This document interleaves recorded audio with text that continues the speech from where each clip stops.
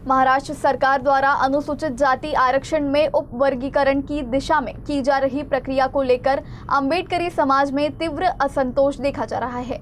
इस मुद्दे पर समाज ने विरोध जताते हुए 3 जून को जन आक्रोश मोर्चा निकालने की घोषणा की है। जानकारी के अनुसार यह मोर्चा बुधवार सुबह 9 बजे अशोक वाटिका से शुरू होकर जिलाधिकारी कार्यालय तक जाएगा।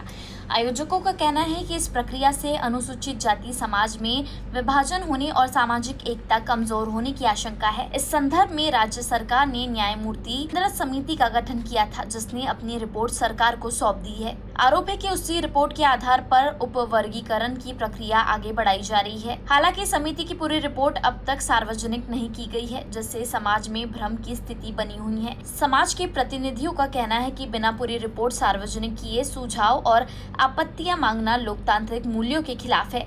इस कारण उपवर्गीकरण का प्रस्ताव तत्काल रद्द करने, पूरी रिपोर्ट सार्वजनिक करने और संवैधानिक अधिकारों की रक्षा की मांग की जा रही है।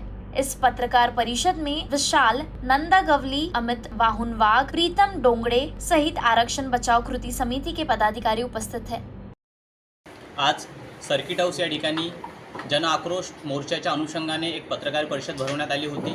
येणाऱ्या 3 तारखेला अशोक वाटिका येथून जिल्हाधिकारी कार्यालयापर्यंत जन आक्रोश मोर्चाचं आयोजन करण्यात आलेलं आहे। या मोर्चामध्ये अकोल्यातील वेगवेगळ्या तालुक्यातील वेगवेगळ्या खेडोपाड्यातील लोक हजारोच्या संख्येने उपस्थित राहणार आहे।